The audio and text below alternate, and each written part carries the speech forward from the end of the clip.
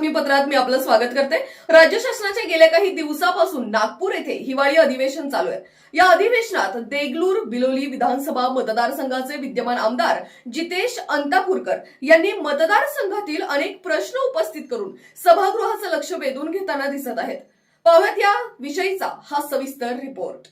नागपूर येथे 8 डिसेंबर पासून राज्य सरकारचे हिवाळी अधिवेशन चालू झाले असून या अधिवेशनात देगलूर बिलोली विधानसभा मतदारसंघाचे आमदार अनेक प्रश्न मांडताना दिसत आहेत। यामध्ये शेतकऱ्यांच्या नाफेड अंतर्गत सोयाबीन खरेदीसाठी लावण्यात आलेल्या जाचक अटी शिथिल करणे, घरकुल लाभार्थ्यांना शासकीय नियमानुसार रेती मिळणे, ग्रामीण भागात नागरी वस्तीमध्ये बिबट्याच्या चर्चेने जी दहशत निर्माण झाली त्यावर शासनाने उपाय करणे, देगलूर बिलोली विधानसभा मतदारसंघ 3 राज्याच्या सीमेवर असल्याने या भागात दळणवळण मोठ्या प्रमाणात असते, त्यामुळे या भागातील बहुतांश रस्त्यांची दयनीय अवस्था झाली असल्याने सदरील रस्ते दुरुस्त करण्यासाठी निधी मंजूर करणे यासह इतर अनेक समस्या आमदार जितेश अंतापूरकर यांनी नागपूर येथील हिवाळी अधिवेशनात केला आहे।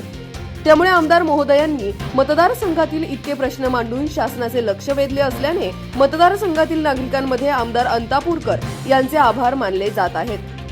मतदारसंघ हा तेलंगणा कर्नाटक राज्याच्या सीमेवरती आहे आणि माझ्या मतदारसंघातील अनेक रस्ते हे अतिशय दुरावस्थेत आहे।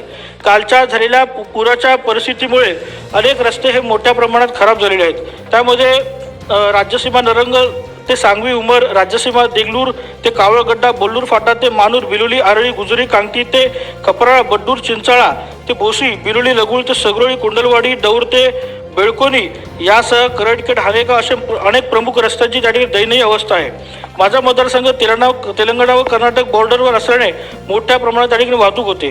पुराच्या पाण्यामुळे अतिवृष्टी रस्ते खचलेले आहेत, अनेक रस्त्यांची अतिशय दुरावस्था आहे आणि मी वारंवार अध्यक्षपदी या ठिकाणी ह्या रस्त्यांच्या विकासासाठी पाठपुरावा करून सुद्धा त्या ठिकाणी निधी मिळाला नाही। तर माझी विनंती आहे की पण लवकरात लवकर या रस्त्यांसाठी निधी उपलब्ध करून हे रस्ते चांगल्या दर्जाचे आपण करावेत, एवढी मागणी करून आपण जो वेळ दिला त्याबद्दल आपले आभार मानतो। अशाच ताज्या आणि महत्त्वपूर्ण घडामोडी पाहत राहण्यासाठी महा लाईव्ह चॅनलला सबस्क्राइब करा व फेसबुक पेज फॉलो करायला विसरू नका। धन्यवाद।